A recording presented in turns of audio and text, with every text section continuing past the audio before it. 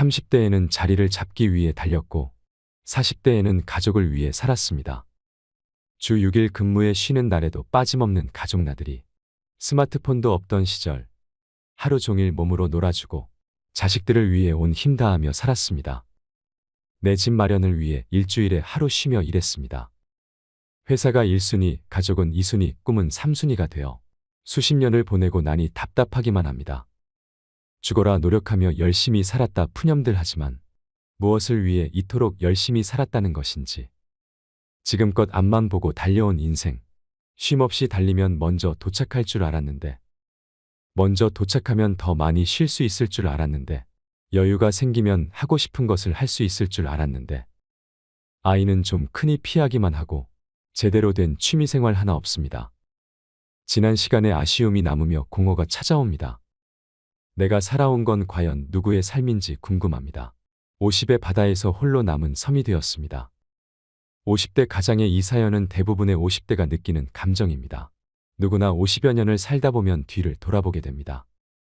나이 50은 숨막히게 달려온 속도를 줄이고 인생 후반 목표와 자신에 대해 생각해야 할 시간입니다. 인생 전반에는 주어진 환경 때문에 제약이 있었을 수도 있지만 인생 후반은 다릅니다. 잘해도 내 탓, 못해도 내 탓입니다. 요즘 50대의 얘기를 들어보면 공통점이 하나 있습니다. 별일 아닌 일에 버럭 화를 내게 되고 부쩍 무기력함과 눈물이 늘었다는 것입니다. 50대를 기점으로 우울증 환자가 늘어나고 있습니다. 은퇴를 앞둔 시점에 느끼는 불안함, 예전 같지 않은 건강, 줄어드는 대인관계가 50대들의 마음을 흔들리게 만듭니다. 50대를 목전에 두고 방황을 한 사람이 또 있습니다. 바로 다산 정약용입니다. 다산은 30대의 형조참의 자리까지 올랐습니다. 하지만 자신을 아끼던 정조가 승하한 다음 20년 가까이 귀양살이를 해야 했습니다. 가장 찬란했던 시절 바닥으로 곤두박질 친 것입니다. 흔들리는 자신을 다잡기 위해 다산이 한 일은 논어를 읽고 해석한 것이었습니다. 그렇게 그는 50살의 지천명의 경지에 이를 수 있었습니다. 다산이 인생에서 가장 힘든 시기에 흔들리는 50대에게 뭐라고 말해줄까요? 오늘은 인생 후반전을 앞두고 삶의 변곡점에서 흔들리는 중년 그리고 노년을 다 잡아줄 지혜를 배워보는 시간을 가져보겠습니다. 영상을 끝까지 시청하셔서 지친 마음의 위로가 되시길 소망합니다. 흔들리는 중년 노년에게 다산 정약용이 전하는 말. 첫 번째는 겉모습을 잘 가꾸어라. 질이 문을 이기면 촌스럽고 문이 질을 이기면 거칠애가 된다. 문과 질이 잘 어울린 후에야 군자다워진다. 질이란 사람의 내면을 말하고 문은 외면의 반듯함으로 겉모습을 말합니다. 공자에 따르면 둘 중 하나만 뛰어난 것은 올바른 수양이 아니라고 합니다. 순서를 정하자면 질이 먼저다. 그러나 다산은 문이 질에 뒷받침되어야 진정한 가치가 있다고 말했습니다. 겉과 속은 따로 떨어져 있는 것이 아닙니다. 내면이 바른 사람은 품격이 겉으로 드러나고 겉모습이 안정된 사람은 마음 역시 경건합니다. 다음은 다산이 두 아들에게 보낸 편지에 있는 글입니다. 지난번에 너를 보니 단정하고 엄숙한 빛이 전혀 보이지 않았다. 성인이 먼저 외모로부터 수습해 나가야 마음을 안정시킬 수 있다고 가르친 이치를 모르는 것이다. 비스듬히 눕고 삐딱하게 서서 공경하게 마음을 지킬 수 있는 사람은 없다. 높은 이상을 가진 사람은 반드시 그 주변부터 정리합니다. 그리고 반듯한 자세로 일상에 임합니다. 겉모습에도 신경 쓸 줄 아는 사람이 되어야 합니다. 많은 연구들이 외모가 사회적인 성공에 영향을 미칠 수 있다고 합니다. 첫인상은 사람들에게 매우 중요한 역할을 합니다. 첫인상은 3초에서 5초 만에 결정되기 때문에 이 짧은 시간에 강한 인상을 주도록 외모를 매력적으로 가꾸어야 합니다. 또 성공하는 사람들은 자신의 외모에 긍정적 태도를 가지고 있습니다. 자기 인식이 긍정적이고 자존감이 높은 사람들이 외모와 무관하게 성공적인 경험을 더 자주 하며 외모의 영향력을 줄일 수 있다는 것을 발견하였습니다. 물론 우리가 성공하기 위해서는 실력을 갖추는 것이 중요합니다. 그러나 이에 못지않게 매력적인 외모도 중요합니다. 자신을 가꾸지 않는다면 처음부터 남으로부터 선택조차 받게 되지 못할 것입니다. 품질과 디자인이 겸비되어야 명품이 되듯 꽉 찬 내면이 자연스럽게 겉으로 드러나는 사람, 그 사람이 바로 진정한 명품입니다. 두 번째는 주변의 말에 흔들리지 말라. 50세가 되기 전 40세의 나이는 불옥이라 부릅니다. 불옥이란 미혹되지 않는다는 뜻으로 각종 유혹에 흔들리지 않는 나이가 되었음을 뜻합니다. 선조들은 이처럼 50대가 되기 전부터 욕심에 의해 흔들리는 삶을 경계했습니다. 50대는 사회에서 웬만한 업적을 이룬 후 자칫 교만에 빠지기 쉬운 시기이기도 합니다. 혹은 주변 사람들과 비교 끝에 지금껏 살아온 삶에 대한 회의감이 가장 깊어지기도 쉬운 시기입니다. 다사는 그럴수록 더욱 마음을 다잡고 천명, 즉 하늘의 뜻을 익히는 것이 중요하다고 말했습니다. 최선을 다해 살아야 하지만 세상의 부귀와 공공은 하늘의 뜻이라는 것을 깨달은 것입니다. 이처럼 천명을 알게 되면 부귀영화를 누려도 교만하지 않으며 공공에 처해도 쉽게 흔들리지 않습니다. 다사는 지천명의 경지에 대해 이렇게 설명합니다. 천명을 완전히 익히게 되면 그 어떤 비방과 칭찬에도 마음을 흔들리게 할 수 없다. 일상에서 가장 많은 고민은 말로 인해 생깁니다. 직접 들은 말이나 떠도는 소문으로 사소한 오해와 근거 없는 비방이 우리를 힘들게 합니다. 하지만 그 소문을 막상 들춰보면 아무것도 아닐 때가 많습니다. 다음 날이면 물거품처럼 사라질 일로 하루를 망친 것입니다. 그러니 주변의 말에 흔들리지 않는 것을 50의 목표로 삼는다면 충분할 것입니다. 흔들리지 않는 마음을 가진 중년일수록 더욱 탄탄한 인생이막을 설계할 수 있을 것입니다. 세 번째는 어제보다 더 나은 하루하루를 쌓아라. 논어고금조에는 군자는 위로 통달하고 소인은 아래로 통달한다는 말이 있습니다. 여기서 군자는 인격이 갖춰진 사람이며 소인은 인격이 부족한 사람을 가리킵니다. 다사는 어제의 잘못을 되짚어보고 반복하지 않기 위해 노력할수록 더 나은 사람, 즉 군자가 될 수 있다고 말했습니다. 다사는 군자와 소인 모두 처음에는 보통 사람이지만 군자는 날마다 한 등급씩 올라가 최상의 등급에, 소인은 날마다 한 등급씩 내려가 최하의 등급에 달한다고 했습니다. 둘은 반대 방향으로 가기에 차이는 크게 벌어집니다. 삶의 가치는 얼마나 빨리 가는지가 아닌 어떤 방향으로 가는지에 달려 있습니다. 사람의 성품이란 하루아침에 이루어지는 것이 절대 아닙니다. 학문과 수양 역시 타고난 자질이 아니라 어제보다 나은 하루하루를 쌓는 것으로 완성됩니다. 다사는 인생의 전환점을 맞이할 때마다 논어의 길을 묻곤 했습니다. 흔들리는 50대에게 다사는 묻습니다. 삶을 바꿀 것인가? 아니면 계속 지금처럼 살 것인가? 인생은 속도가 아니라 방향이 더 중요합니다. 지금까지 내가 아닌 누군가를 위해 살았다면 이제부터는 누군가가 아닌 나를 위해 살아야 합니다. 50대는 열매 맺기에 가장 좋은 시기입니다. 지난 50여 년의 삶을 성찰해보고 다시 한번 희망의 목표를 세워 인생 후반을 만들어가야 할 때입니다. 이처럼 50대는 준비할 것보다 돌아볼 것이 많아지는 시기입니다. 과거를 돌아보며 더 나은 사람이 되기 위해 발전을 도모할수록 더욱 성공한 노후 생활을 맞이할 수 있을 것입니다. 다음으로는 은퇴를 앞둔 50대가 준비해야 할 3가지에 대해 말씀드리려고 합니다. 얼마 전 동창회에 참석한 50대 영석 씨. 그동안은 자녀 건강이 대화 주제였지만 최근에는 은퇴가 주요 화제가 되었습니다. 올해 대기업을 퇴사한 한 친구는 긴 여가 시간이 자유가 아니라 마치 징벌처럼 느껴졌다고 합니다. 차라리 일을 하는 게 낫지 막상 쉬니까 뭘 해야 할지 모르겠더랍니다. 이를 핑계로 가족에게 소홀했던 한 선배는 퇴직 후 아내와 자주 다투었고 결국 이혼을 했다는 소식이 들려왔습니다. 영석 씨는 이런 이야기들을 들을 때마다 은퇴 이후 내 인생이 끝나는 게 아닐까, 자신이 쓸모없는 사람이 되는 건 아닐까 걱정됩니다. 미움받을 용기의 저자 기시미 이치로는 정년 이후의 삶은 막이 내린 뒤의 인생이 아니라 재임하게 시작이라고 말합니다. 67세의 철학자인 그가 제시하는 정년 이후 삶을 현명하게 준비하고 맞이하는 방법은 무엇일까요? 첫 번째는 공허감을 느낄 수 있는 일을 하세요. 소속이 사라지고 직장이 없어져도 자신에게 가치가 있다고 생각할 수 있으려면 공허감을 느낄 수 있어야 합니다. 공허감은 간단히 말해 내가 누군가에게 도움이 된다는 느낌입니다. 아들러는 진정한 행복은 공허감에 있다고 합니다. 알베르트 슈바이처는 신학자이자 철학자 오르가니스트였으나 바쁜 생활을 하는 틈틈이 의학 공부를 했습니다. 마침내 의사가 된 그는 아프리카로 가서 평생 아프리카 빈민을 위한 의료 봉사를 했습니다. 그는 그 일에서 공허감을 느꼈습니다. 내가 하는 일이 아무 도움도 되지 않는다면 아무리 많은 보수를 받는다 해도 행복해질 수 없습니다. 정말 중요한 것은 내가 좋아하는 일을 하고 있는지, 그 일로 누군가에게 공헌할 수 있는지 여부입니다. 그에 따라 매일의 삶이 달라집니다. 두 번째는 배우자와 동등한 관계를 맺어야 합니다. 직장에 다니고 육아를 할 때는 서로 바빠서 느긋하게 대화할 시간이 없던 부부도 인생 2막을 맞이하면 관계가 달라집니다. 대부분의 남편은 직장에서처럼 상하 관계를 유지하려 하고, 아내는 그런 남편에게 질린 나머지 이혼을 고려합니다. 예전에는 일이 바빠 여행을 갈 수 없다거나 일 때문에 신경 쓸 여력이 없으니 자녀 교육은 배우자에게 맡긴다는 식으로 피할 수 있었습니다. 하지만 이젠 배우자나 자녀와의 관계를 피하기 위해 일 핑계를 댈 수도 없습니다. 집에서 짜증이 나도 일터로 도망갈 수 없지요. 퇴직으로 배우자와 마주하게 되면 그동안 미뤄뒀던 두 사람의 관계가 분명해집니다.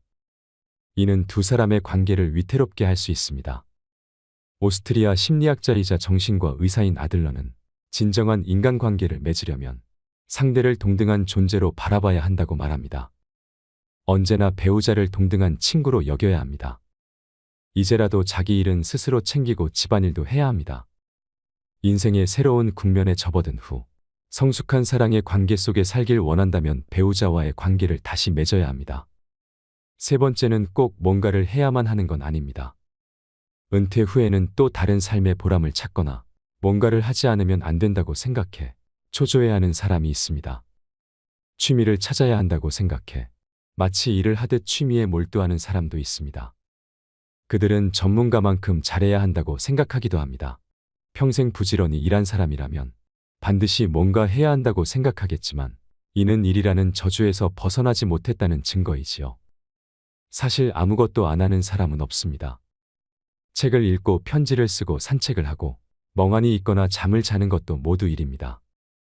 더는 직장에 나가지 않는 것일 뿐 아무것도 안 하는 건 아닙니다.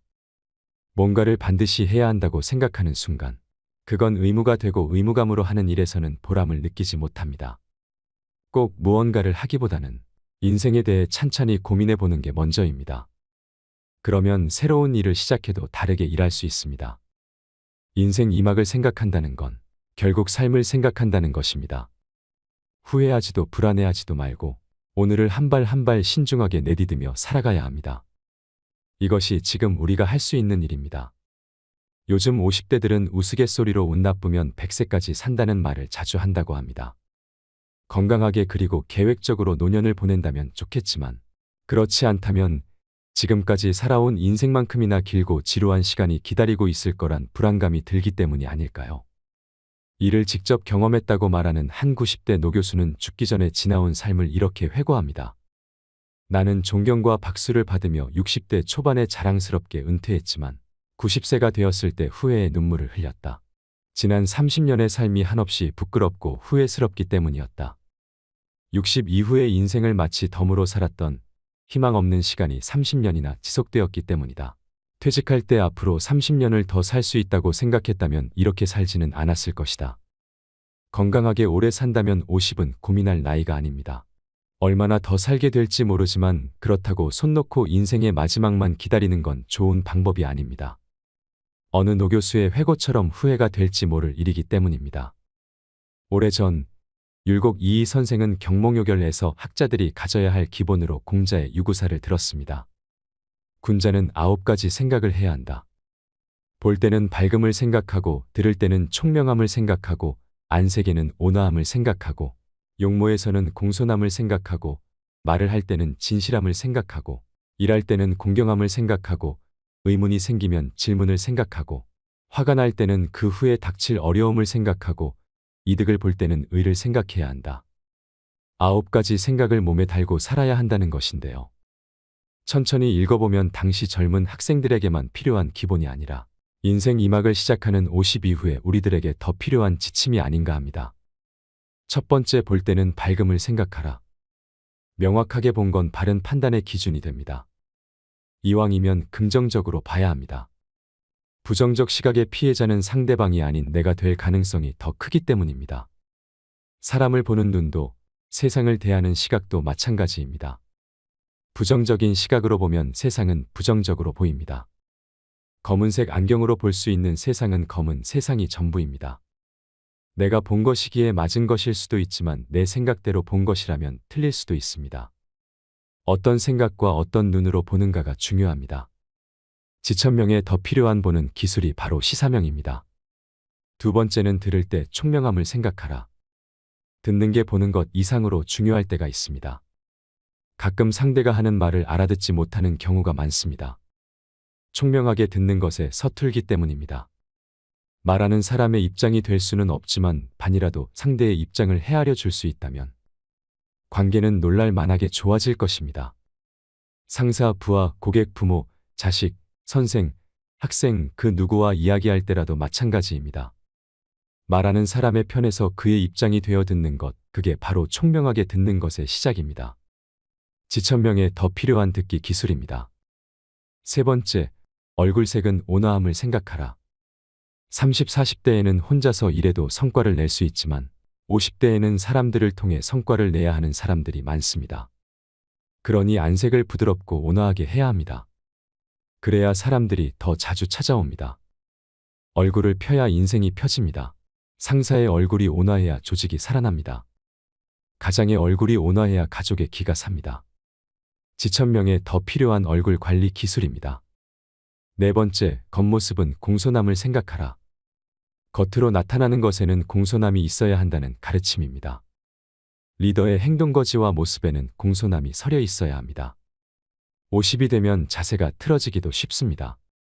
아무리 공손한 모습을 보이고 싶어도 어깨와 머리가 자꾸 뒤로 꼿꼿해지는 사람들이 있습니다.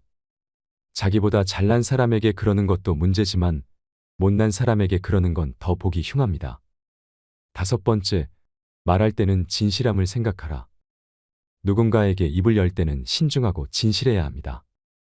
같은 것을 두고 오늘은 A라 하고 내일은 B라고 한다면 언사충이 아닙니다. 지위가 올라갈수록, 나이를 더 먹을수록, 책임이 더 큰 자리일수록 말에는 더 큰 믿음이 있어야 합니다. 책임질 수 있는 말만 해야 합니다. 여섯 번째, 일할 때는 공경함을 생각하라. 자신의 직업이나 일에 대해서도 공경하는 마음이 있어야 합니다. 직업으로 하는 일치고 세상에 하찮은 일은 거의 없습니다. 일에 대한 가치 기준을 바꿔야 합니다. 평범한 일에도 존경의 가치를 더하면 가치 있는 일이 됩니다. 지천명에 해야 할 일 중에 하나가 자신의 업무와 일의 가치를 부여하는 일입니다. 일곱 번째, 의문이 들 때는 질문을 생각하라. 50이 되면 질문이 사라집니다. 질문은 멈추고 묻지도 않는 것에 답을 주고 싶어 합니다. 그러나 궁금한 게 있으면 누구에게든 질문을 할 수 있어야 합니다. 불치함은 아랫사람에게 묻는 걸 부끄러워하지 말라고 공자는 반복하여 말했습니다. 지천명의 질문이 사라지면 더 이상의 발전은 없습니다. 더 이상의 흥분과 즐거움은 사라집니다. 지천명에 해야 할 일 중에 하나가 좋은 질문을 하는 일입니다. 여덟 번째, 화날 때는 더 큰 어려움을 생각하라. 화날 땐 한 템포 쉬어야 합니다. 분통 터지는 일이 났을 때 잠깐 멈추는 사람이 진짜 강한 사람입니다. 참기 어려운 경계점에 이르렀을 때 잠깐 멈출 수 있는 사람과 멈출 수 없는 사람의 차이는 백지 한 장도 안 되지만 그 결과는 천당과 지옥의 차이입니다. 그러니 소리 한 번 지르고 지옥의 괴로움을 당할 것인가, 한 번 참고 천당의 분위기를 만들 것인가 선택해야 합니다. 아홉 번째, 얻는 것이 있으면 이로움을 생각하라. 노력으로 얻은 재물이야 크게 탓할 건 없지만 노력 없이 얻은 재물이라면 한 번 더 생각해 봐야 합니다. 지옥으로 인도하는 미끼는 아닌지, 함정으로 이끄는 먹이는 아닌지 재고해야 합니다. 대가 없이 남에게 귀중한 걸 준 경험이 있는 사람이라 하더라도 대가 없이 남에게 귀중한 걸 받는다는 건 함정일 가능성이 농후하기 때문입니다. 공자의 말과 삶에서 공허한 50의 새로운 돌파구를 발견할 수 있습니다. 2500년 전 공자는 일개 사람의 힘으로 어찌해 볼 수 없는 세상의 흐름을 마주하고도 좌절하지 않고 할 수 있는 일을 하려 했습니다. 공자가 그랬던 것처럼 지금 내가 할 수 있는 일이 무엇일까 생각하고 결정하고 선택하면 될 일입니다. 그게 바로 지금 이 시대 50의 지천명입니다. 누구나 자신만의 길을 갈 수 있는 것, 노노의 가르침은 어떤 파도에도 굳건히 배를 지키는 인생의 앵커가 될 수 있습니다.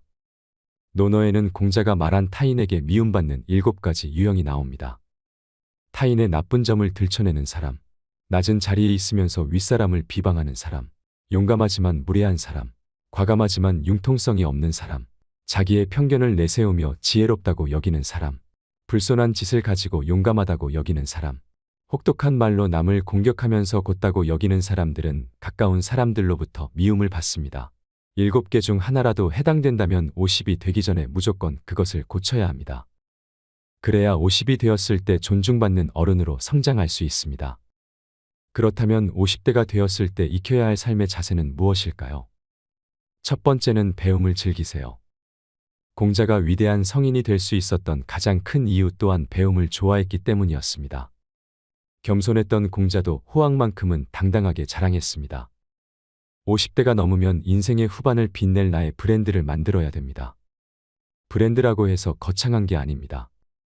여태 바쁘게 살아오느라 그동안 도전하고 싶었던 어학 공부나 악기를 한각이 연주할 수 있는 취미 활동도 해당이 됩니다.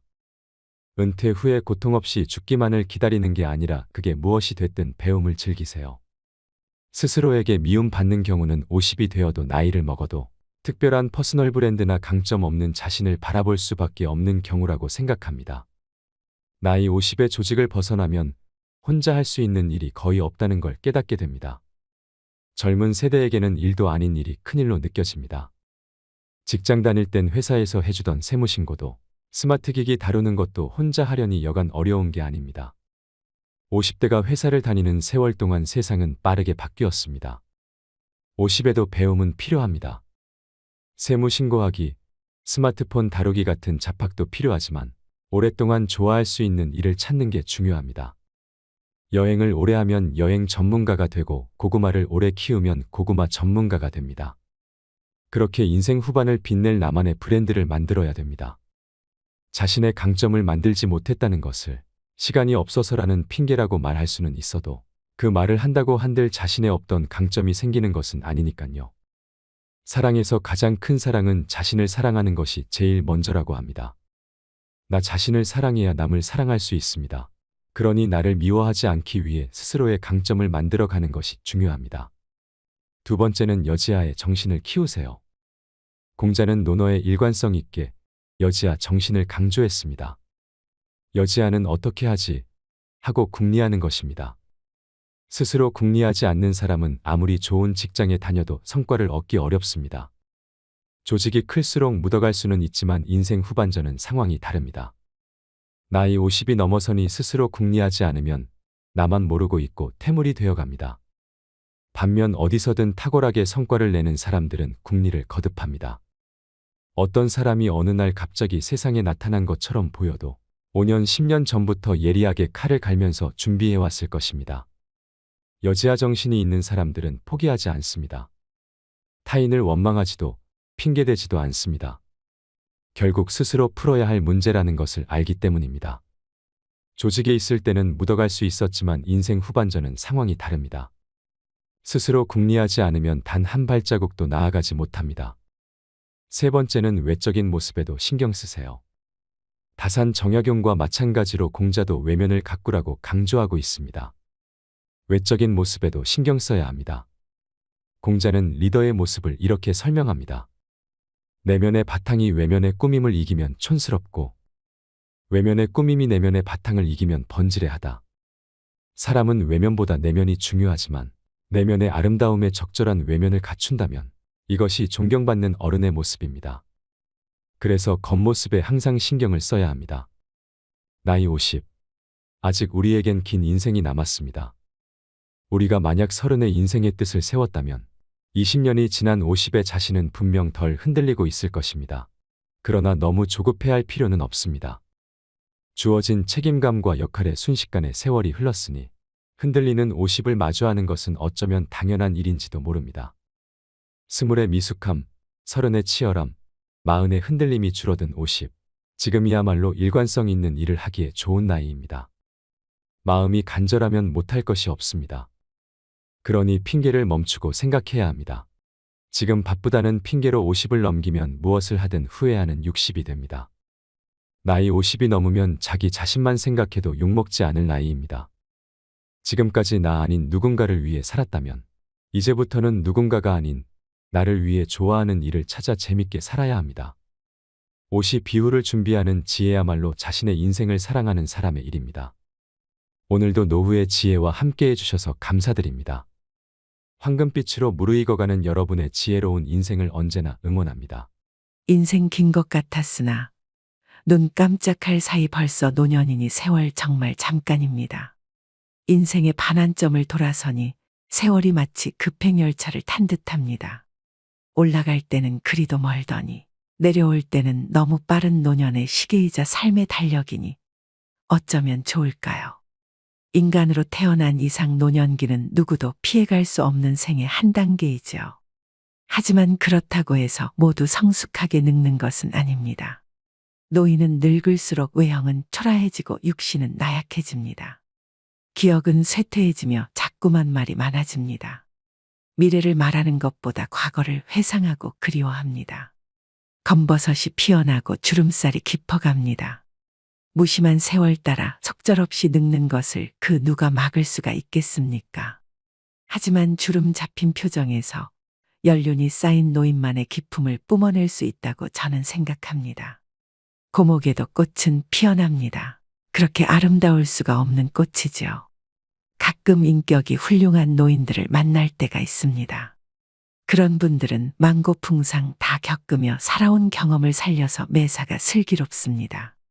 그런 분들은 인간에 대한 이해가 깊고 경우가 밝으며 배울 점이 아주 많습니다. 반면 마음 가는 대로 거침없이 행동하고 자기 주장만 옳다고 큰 소리를 치면 꼰대라고 손가락질을 받기 십상입니다. 외형의 늙음은 어찌할 수 없지만 추하게 늙지 않으려면 마음만이라도 꼰대 소리를 듣지 말아야 합니다.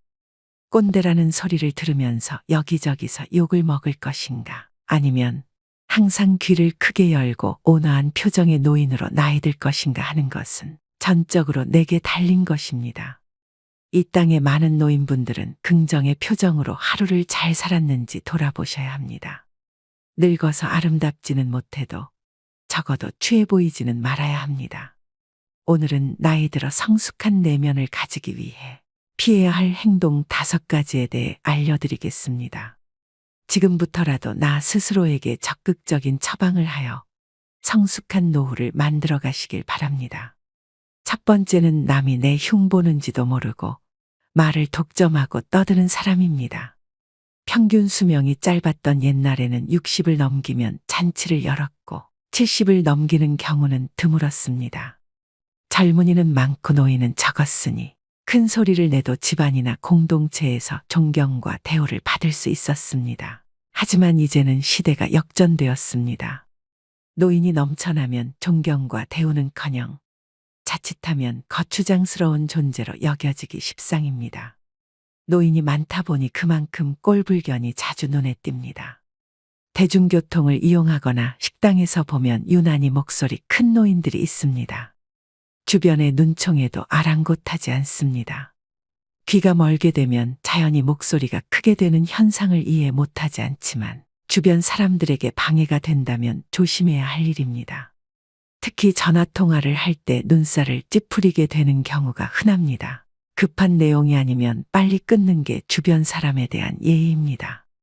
버스나 지하철 안에서 제 집 안방인 양 큰 소리로 통화하는 소리를 견뎌야 하는 건 고역입니다. 젊은이도 예외가 아니지만 노인의 경우는 한 번 더 얼굴을 쳐다보게 됩니다.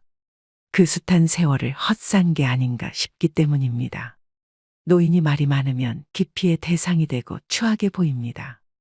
입은 닫고 지갑은 열어라는 금어는 옳지요. 노인이 될수록 입이 무거운 사람이 되어야겠다고 다짐합니다. 말은 적게 낮은 소리로 해야겠다 생각합니다. 낮은 소리란 목소리의 크기만이 아니라 내 견해 고집을 강요하지 않는다는 뜻입니다. 노인의 경계사항 중 첫째가 아집입니다. 이제 우리 세대는 한 발 뒤로 물러날 때가 되었습니다. 그러자면 우선 목소리 톤을 낮출 필요가 있지 않을까요? 인간 생활에서는 무엇보다 기본이 제일 중요합니다. 내 하고 싶은 일을 하는 건 좋지만 최소한 남에게 피해를 끼치는 일은 없어야 합니다. 말을 독점하는 사람은 자신의 능력이나 경험을 과시하는 경우가 많습니다. 이러한 행동은 매우 거만하고 오만하게 보일 수 있습니다. 나이 들수록 함구게이하라는 말이 있습니다. 입은 닫고 귀는 열어라라는 말인데 그러지 못하고 잘난 맛에 사는 노인을 칠푼이라고 했습니다.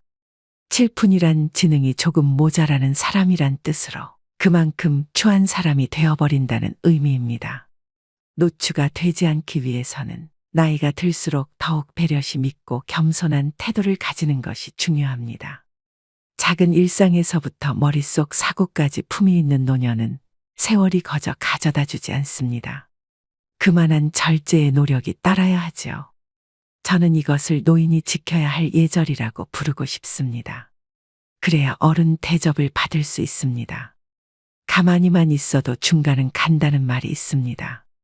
침묵은 그래서 좋은 것이지요. 아름답게 보이는 사람은 굳이 말하지 않아도 그 안에 가득 차 있는 것이 자연스럽게 밖으로 드러나게 마련입니다. 두 번째는 허풍을 심하게 떨거나 자랑을 너무 많이 하는 것입니다. 나이 들어서까지 입만 열면 잘난 척과 허풍을 떠는 사람이 있습니다. 잘난 척하는 모습이 꼴사납지만 그래도 관계가 있어서 받아줬더니 점점 더 하는 짓이 가관입니다. 제 주변 친구 중 한 명은 그렇게 자식 자랑을 합니다. 살면서 하지 말아야 할 자랑 3가지를 꼽자면 배우자 자랑, 자식 자랑, 돈 자랑이라고 합니다. 이 가운데서도 특히 아무리 친한 친구 사이라도 하지 말아야 할 자랑이 있는데 그것이 바로 자식 자랑입니다. 사람들 가운데는 자식들 일로 인해 자랑을 할 것이 많은 사람도 있지만 그렇지 않은 사람도 있지요. 특히 자식 때문에 속을 썩이고 있거나 고민이 많은 사람이 있습니다. 이런 사람 앞에서 자식 자랑을 하는 것은 아픈 사람 앞에서 자신의 건강을 자랑하는 것과 같습니다. 그 말을 듣는 사람의 입장에서는 겉으로 드러내지는 않아도 그 자체로 스트레스이고 고통이 됩니다. 나이가 들수록 축하보다도 자랑을 많이 하는 친구들이 있는데 이런 습관은 오랜 친구마저도 멀어지게 합니다. 오랜 친구를 친구로 남게 하려면 면전에서 절대로 자식 자랑을 하지 말아야 됩니다. 자식 자랑을 꼭 하고 싶다면 부부 사이에서만 하세요. 이처럼 사회에서 잘난 척과 허풍이 심한 사람을 만나게 되면 그때마다 느끼는 게 있습니다. 자랑하는 사람일수록 자세히 들여다보면 내세울 것이 별로 없다는 사실입니다.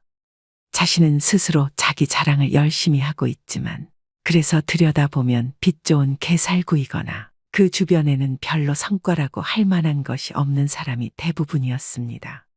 왜 그럴까요?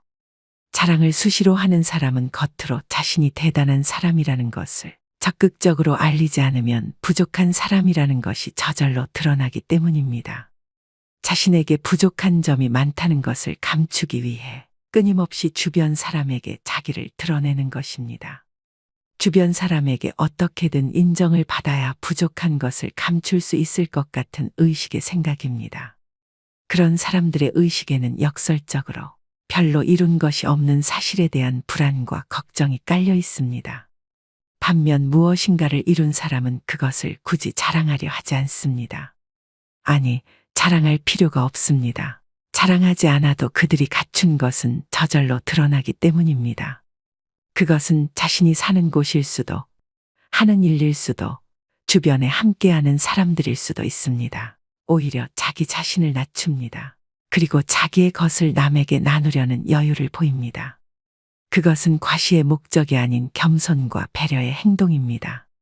그들은 가진 것을 굳이 내세우지 않더라도 결코 부족해 보이지 않습니다. 도움과 배려에서 그들이 가진 것이 보이고 이룬 것들이 보입니다. 우리는 어떤 유형일까요? 경제적으로나 정신적으로나 부유하든 그렇지 않든 과시를 주 목적으로 하는 사람일수록 자랑하는 것만큼 실제로는 보잘것없을 가능성이 큽니다. 사람들과의 관계에서 항상 겸손하고 베풀 줄 아는 것, 겸손과 베푸는 삶을 실천할수록 실제로 부자 마인드에 가까워지는 법입니다. 그렇게 아름답게 늙는 것입니다. 그것이 진짜 부자들의 자세이기 때문입니다. 젊은 날에는 허세를 부릴 때도 있습니다. 하지만 나이를 먹을수록 허세를 부린들 소용이 없다는 것을 깨닫게 됩니다. 자기 잘난 맛에 사는 게 인생이라지만 그건 집에 혼자 있을 때나 하는 생각이고 밖에 나올 땐 장롱속 깊은 곳에 잘 보관해 두어야 하는 게 요즘 인생입니다. 분수를 안다는 것은 오랫동안 살아온 자의 지혜 중 하나라고 생각합니다. 세 번째는 편견이나 선입견을 가지거나 한두 번만 보고 그 사람을 낙인 찍는 것입니다.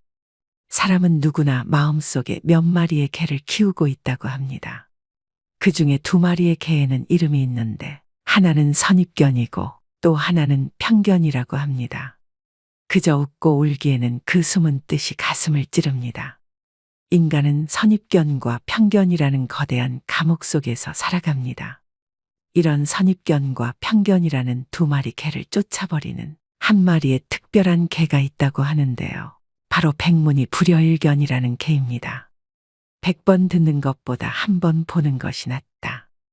나이가 들수록 사람을 보는 통찰력을 가져야 합니다. 그래야 어디를 가든지 누구를 만나든지 확실하고 정의로운 판단을 내릴 수 있습니다. 이 개의 이름은 일가견입니다. 그런데 배우지도 않고 잘 알아보지도 않고 막무가내로 떠벌리고 마음대로 판단하고 자기 잣대로 정죄하고 무식하면서 용감한 사람이 있습니다. 이 개의 이름은 꼴불견입니다. 우리는 직장에 가기 전에, 외출하기 전에, 모임 참석 전에 어떤 애완견과 동반해야 할까요?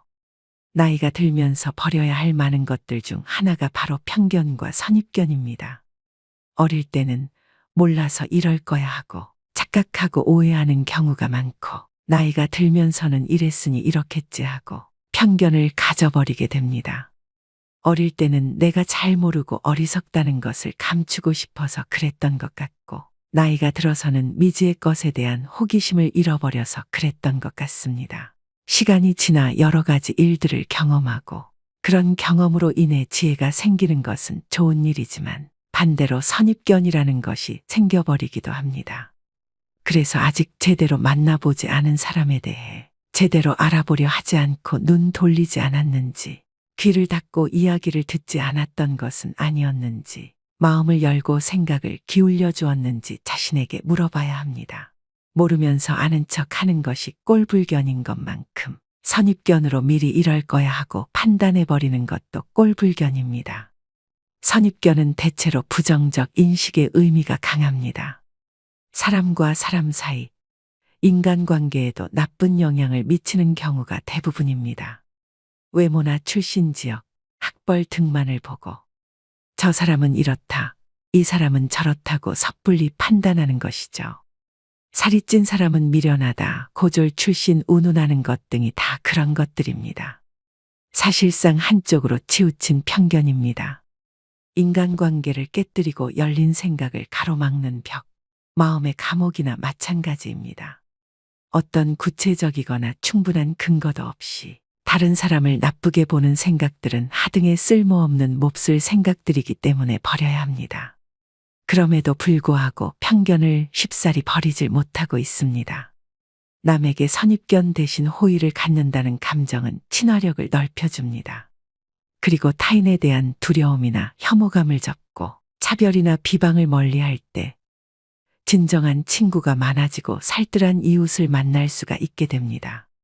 그래서 좋은 친구나 좋은 이웃을 갖기 위해서도 나쁜 편견을 버려야만 합니다.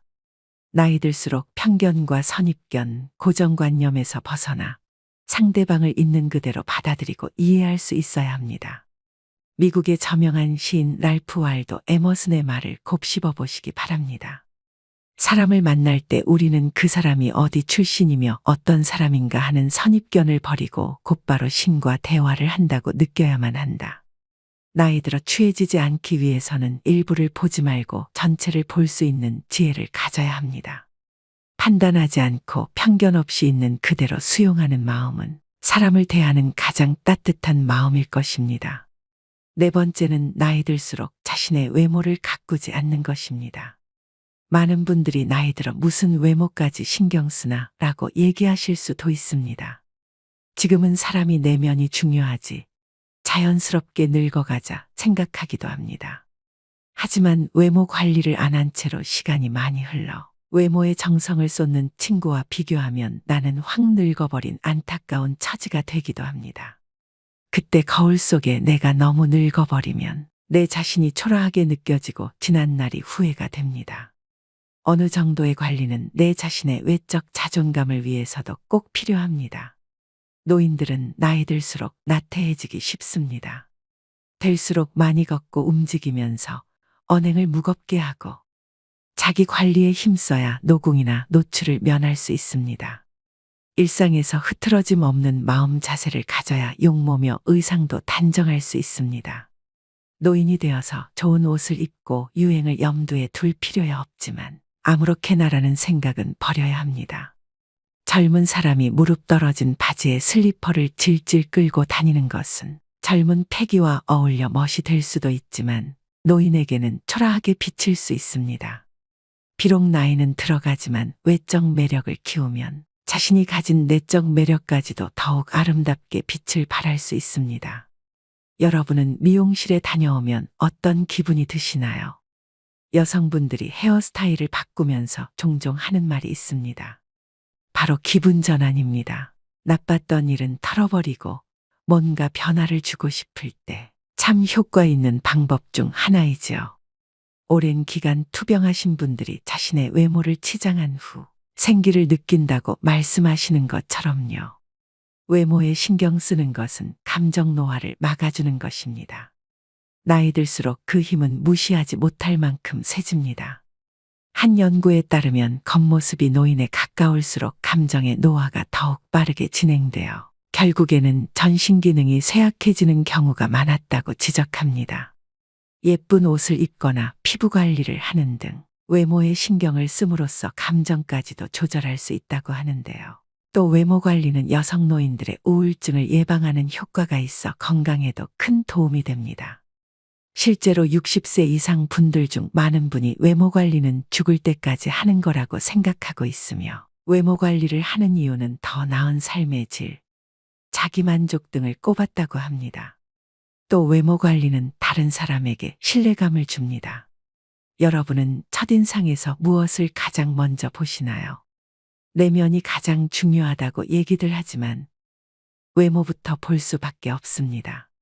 외모를 본다고 해서 잘생기고 예쁘고가 아니라 다른 것을 중요하게 보는 경우가 적지 않습니다. 바로 신뢰감입니다.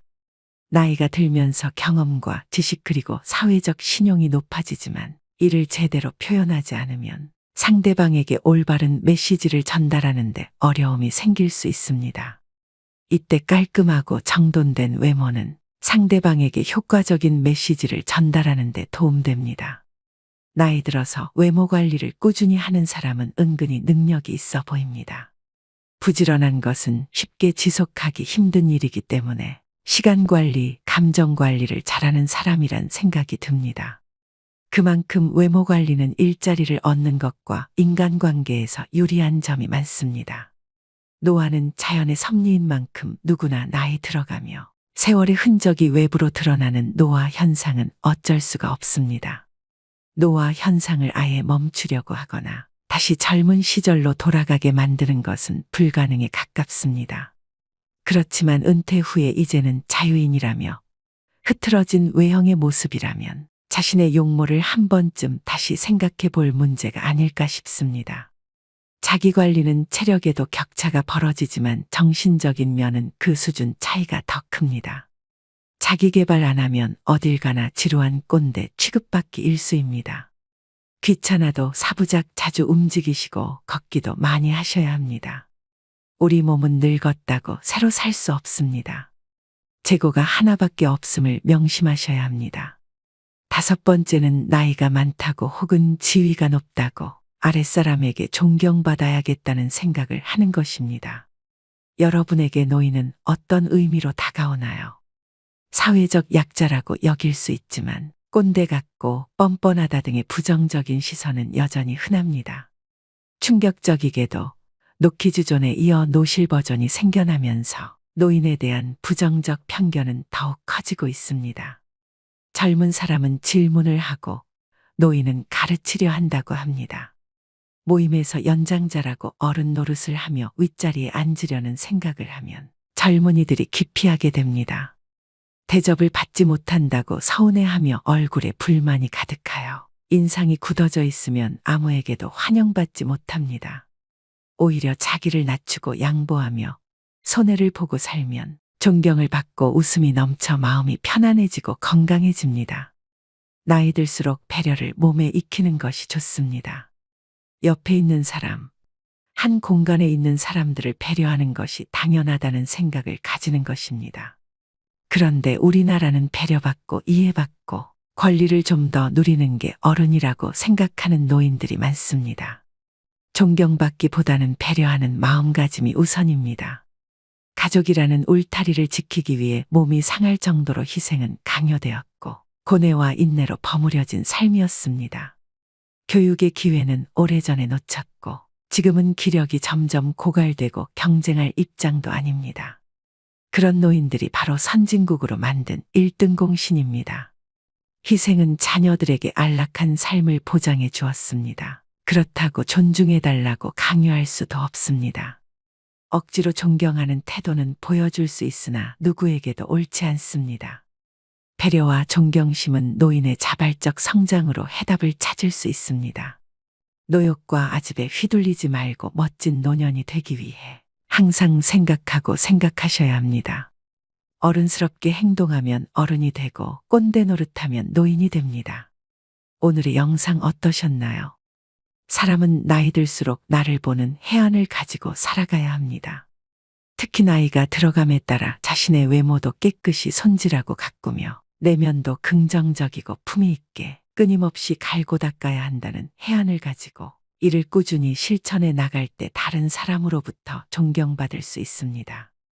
허영에 들뜬 사람, 잘난 체하는 사람, 허풍이 강한 사람, 교만한 사람, 과거에 지녔던 명성과 부를 입에 달고 사는 사람들은 보이는 나를 실제의 나보다 부풀리는데 여념이 없지만 그것은 바로 인생 거품으로 다 부질없는 것입니다. 노인의 부정적 이미지와 연관된 쇠약하고 추함, 고집세고 염치 없음과 같은 부정적 인상들이 노인이라는 이름으로 모두 용서되는 것은 아닙니다. 오늘의 지혜를 꼭 마음에 새기셔서 품격 있는 노후를 만들어 가시길 바랍니다. 오늘도 노후의 지혜와 함께 해주셔서 감사드립니다. 황금빛으로 무르익어가는 여러분의 지혜로운 인생을 언제나 응원합니다. 부모 자식 사이는 천년이라는 말이 있습니다.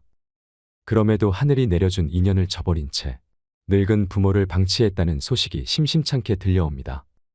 대부분의 부모는 내 자식을 누구보다 번듯하게 키우고 싶어 평생을 희생해가며 키웁니다.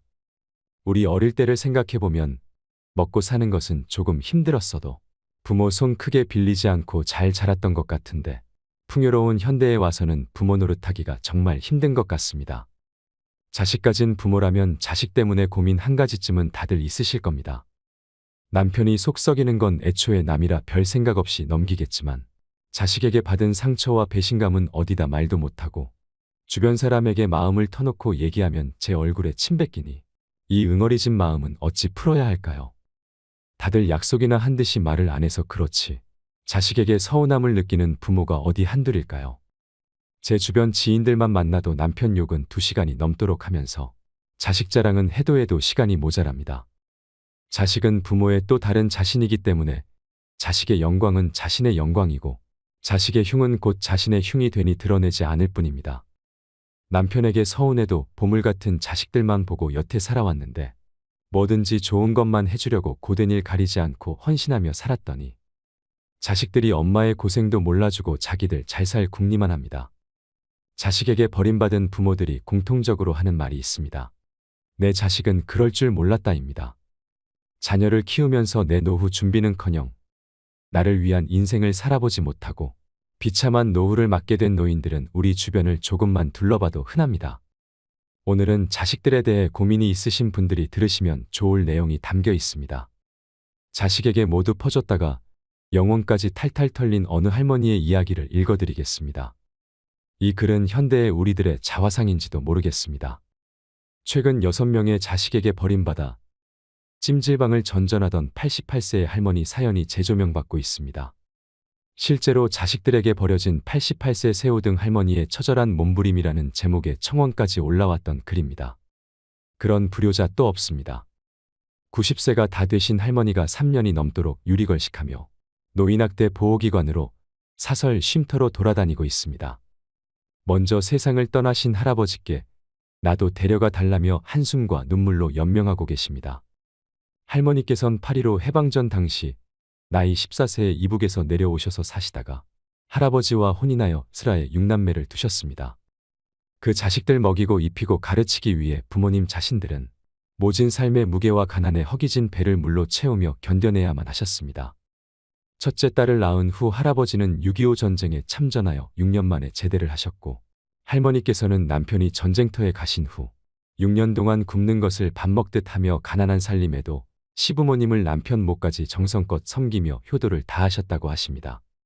할아버지는 제대 후에 자식들에게 가난을 대물림해선 안 된다고 하시며 강원도 깊은 산속으로 들어가 화전을 일구며 손발이 다 닳고 등이 휘도록 험한 일도 마다하지 않으셨습니다. 할머니께서는 40여 년 전에 자식 대학 등록금을 마련하려고 누에를 치시다가 뽕나무 꼭대기에서 떨어져 허리를 심하게 다치셨어도 병원 한 번 못 가고 방치해 두었던 허리는 그 후로 더 심해져서 새우등처럼 휘어버리고 말았습니다. 평생을 자식들 뒷바라지하고 남겨두었던 부동산 현금, 금부치까지 전 재산을 모조리 자식들에게 주고 남은 거라고는 노부부가 오손도손 의지하며 살아가던 집과 텃밭뿐이었습니다. 그런데 그것마저 둘째 딸과 둘째 아들이 부모님께 찾아와서 시청 앞에 땅을 사서 집을 짓는데 자금이 부족하니 부모님의 마지막 노후 자금인 집과 텃밭을 팔아서 보태주면 부모님 노후를 편히 모시고 효도하겠다며 온갖 가머니설로 노부모를 구워 삶았습니다. 자식의 말을 철석같이 믿은 노부부는 둘째 아들에게 돈을 건넸습니다. 하지만 돌아온 건 효도는커녕 차가운 홀대뿐이었습니다. 부모님의 노후 자금이었던 집과 텃밭을 매매한 대금을 둘째 딸이 은행에서 바로 가지고 간 후에 4에서 5년이 지나도록 그 효도 약속은 이행되지 않았고 그 후 둘째 아들은 연락을 끊은 채 종적을 감췄습니다. 6.25 참전용사이며 정신력이 무척이나 강하고 꼿꼿하셨던 할아버지는 애꿎은 할머니에게만 역정을 내셨고 할머니께 둘째 딸과 둘째 아들이 앗아간 노후 자금을 찾아오라며 추궁하시다가 그 후 극심한 스트레스를 받으셔서 5년 전에 뇌출혈로 돌아가셨습니다. 할아버지가 돌아가시기 며칠 전에 할머니께 이렇게 말씀하셨답니다. 나는 아무래도 얼마 살지 못할 것 같으니까 할멈 자네는 저놈들이 가져간 돈들을 다 돌려받아서 병원에 가서 아픈 곳도 치료하고 먹고 싶은 것 실컷 먹고 그 돈을 다 쓰면 그때 나한테 와. 그리고 나 같은 사람 만나서 평생 호강 한번 못 시켜주고 고생만 시켜서 미안하네 라고 말입니다. 그렇게 홀로 남겨진 할머니는 최근 3년 동안 누구의 보호도 받지 못하고 꼬부라진 몸을 지팡이 하나에 의지한 채 노인학대 보호기관으로 사설 쉼터로 지인의 집으로 찜질방으로 돌아다니시며 하루하루를 전전긍긍하셨습니다. 현재 자식들로부터 방임과 유기, 제약대로 노인학대보호기관에 다시 재입소하셨습니다.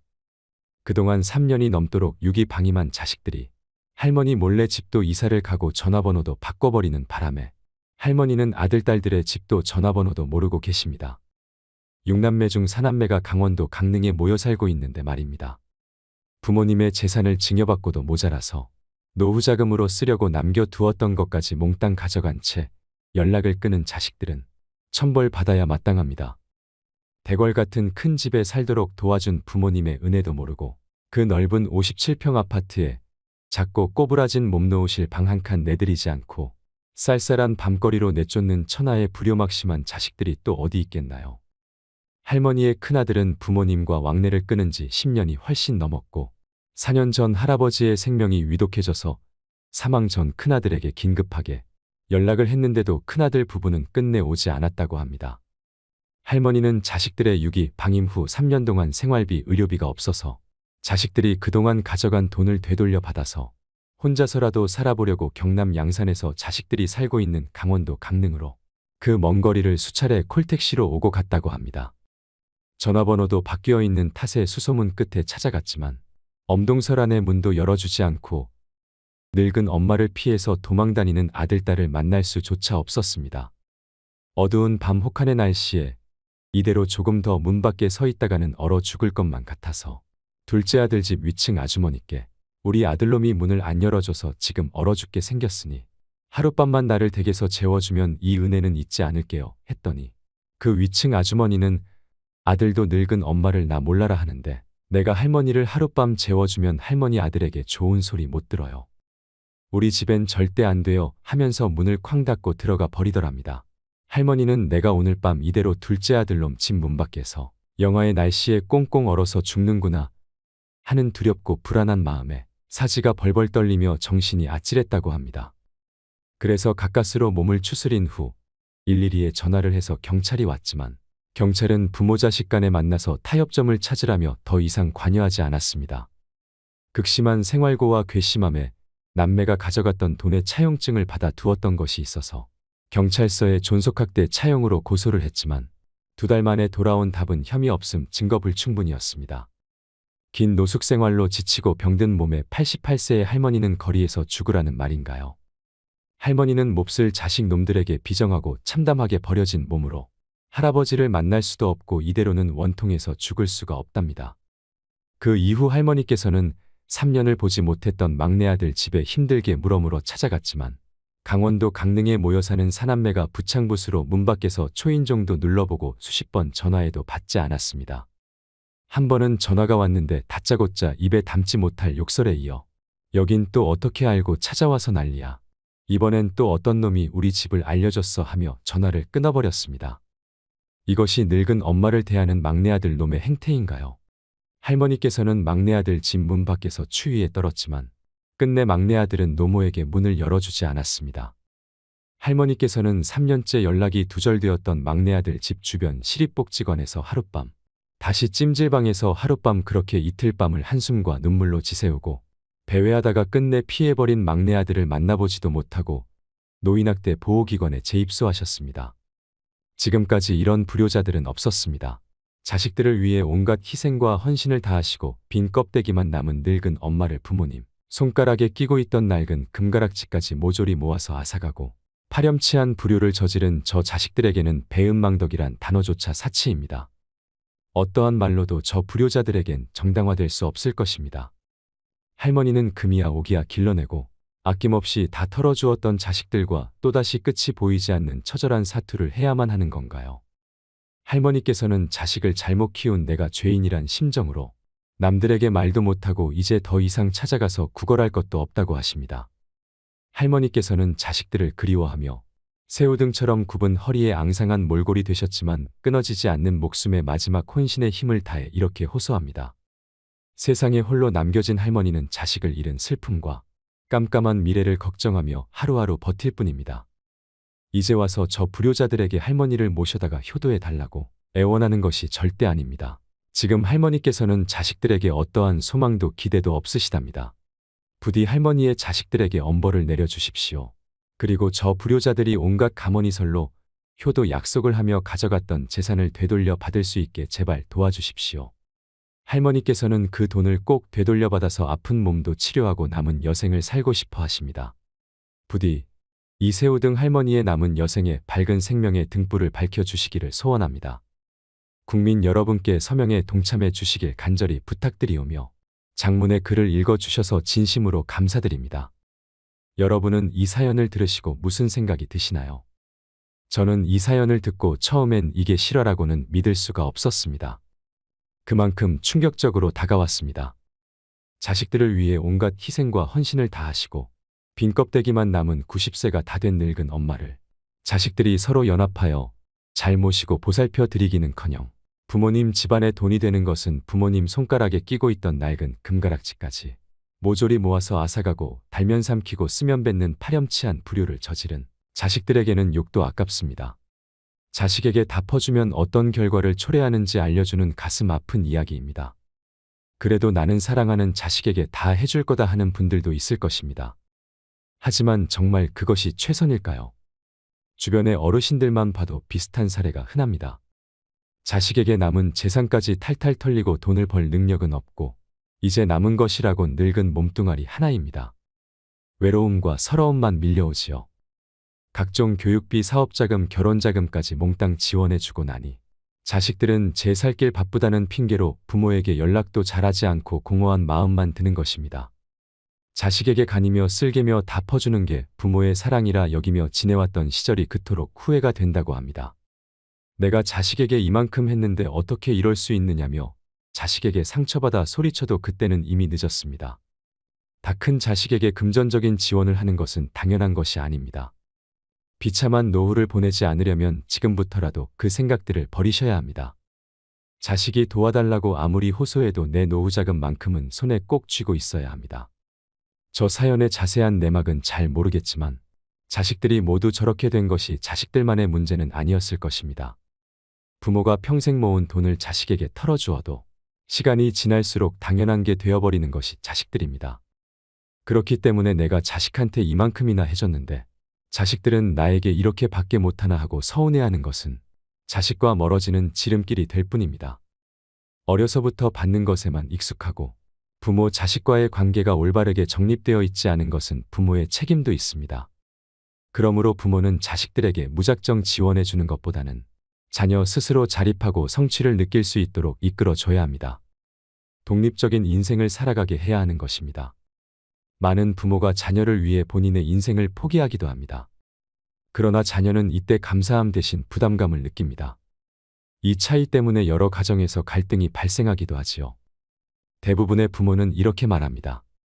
내가 너를 위해 얼마나 희생했는지 아니? 정신과 전문의들은 이런 행동은 자녀를 망친다고 말합니다. 과한 희생을 하는 대신 부모가 행복하게 사는 모습을 보여야 자녀도 행복할 확률이 높다는 것입니다.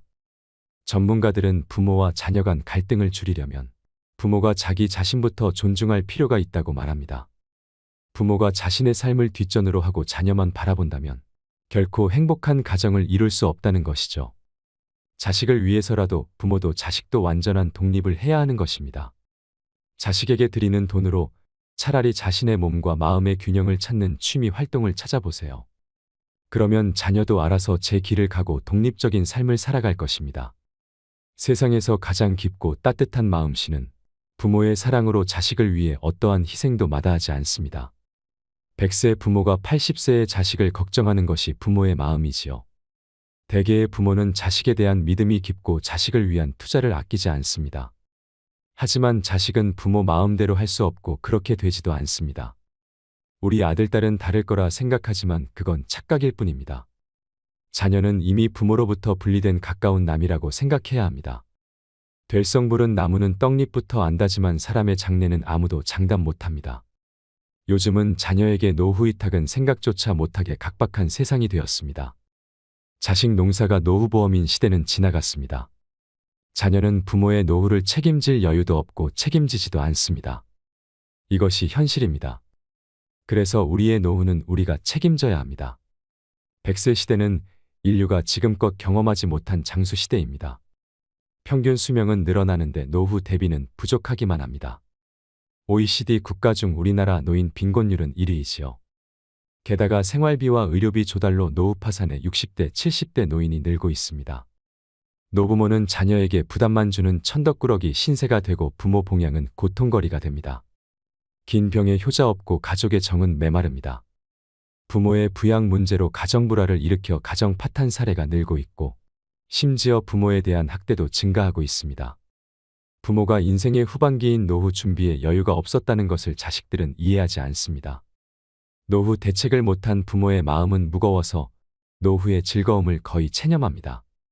무전 유병장수의 노후는 재앙입니다.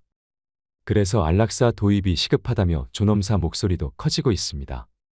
가족의 부양의식은 약해지고 국가의 노후 부양은 한계가 있어 가뜩이나 서글픈 노후는 고달프기만 합니다.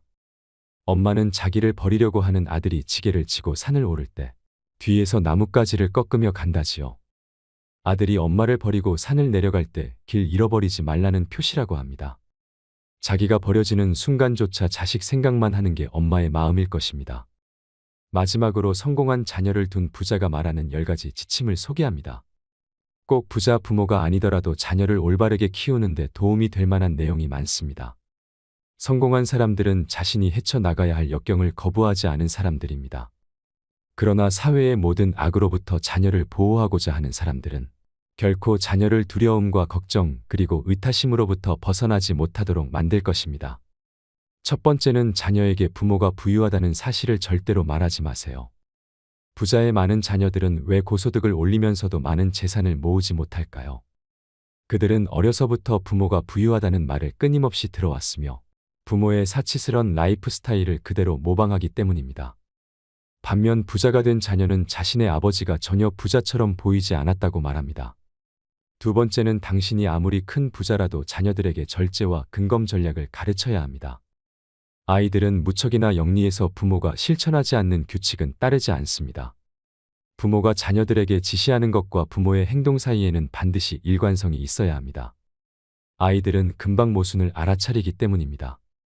세 번째는 아이들이 성숙하고 엄격하며 어른스러운 생활 습관과 직업을 가지기 전까지는 부모가 부자라는 사실을 결코 알아차리지 못하게 해야 됩니다. 어떤 부자는 자녀를 위해서 신탁기금을 마련했으나 40세가 넘어야 찾을 수 있도록 만들었습니다. 나이가 40이 되면 이미 자신만의 생활 방식이 굳어져 돈 때문에 생활 방식이 바뀌지는 않을 것이기 때문입니다. 네 번째는 자녀와 손자들에게 유산 상속이나 경제적 지원에 관해 되도록 말하지 않아야 합니다. 큰애야, 너는 집을 받게 될 거야. 둘째야, 너는 여름 별장을 받을 거고. 막내야, 너도 땅을 받게 될 거야 라는 식의 구두 약속을 절대 하지 마세요. 쉽게 잊어버리기 쉽고 또 누구에게 뭘 준다고 했는지 혼동하기 때문입니다.